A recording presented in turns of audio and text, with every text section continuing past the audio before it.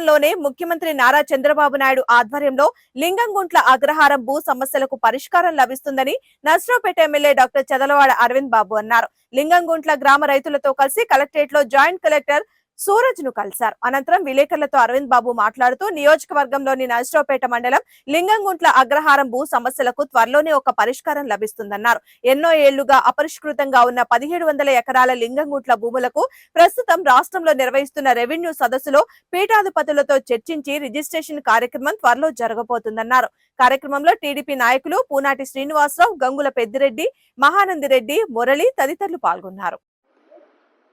Media సోదరులందరూ కూడా ధన్యవాదాలు తెలియజేస్తూ, మరి ఏదైతే రెవెన్యూ సదస్సులో నారా చంద్రబాబు నాయుడు గారు, అదేవిధంగా మరి రెవెన్యూ మినిస్టర్ గారు, రెవెన్యూ కమిషనర్ గారు కానీ, అదేవిధంగా సిసోడియా గారు, వీళ్ళందరూ కూడా ఇచ్చిన ఆదేశాల మేరకు నర్సరావుపేట పట్టణంలో మరి నర్సరావుపేట మండలంలో లింగంగుంట్ల అగ్రహారం భూముల్ని తొందరగా పరిష్కారం చేయమని చెప్పి చంద్రబాబు నాయుడు చెప్పడం జరిగింది.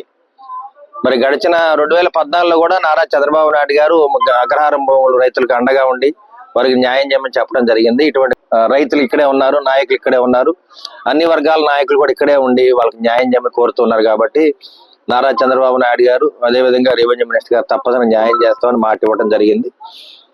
మరి నా వంతు కృషి నేను చేసి తప్పనిసరిగా లింగంగుంట్ల అగ్రహారం భూములు రైతులందరూ కూడా న్యాయం చేస్తానని చెప్పి తెలియజేయటం అయింది. గౌరవనీయులు నర్సరావుపేట ఎమ్మెల్యే గారు అరవింద్ గారి ఆధ్వర్యంలో ఏసీ గారిని కలవటం జరిగింది. ముఖ్యంగా లింగంగుంట్ల గ్రామానికి సంబంధించిన 1700 ఎకరాల భూముల రిజిస్ట్రేషన్ కోసం ఎంతో కాలంగా 2014 నుంచి ఈ ప్రయత్నం జరుగుతూనే ఉంది. దాని కొనసాగింపుగా దాన్ని ముగింపు దశకు తీసుకురావడానికి మన ఊరి ఎమ్మెల్యే గారైన అరవింద్ బాబు గారు చాలా కృషి చేస్తూ ఉన్నారు. అలానే మన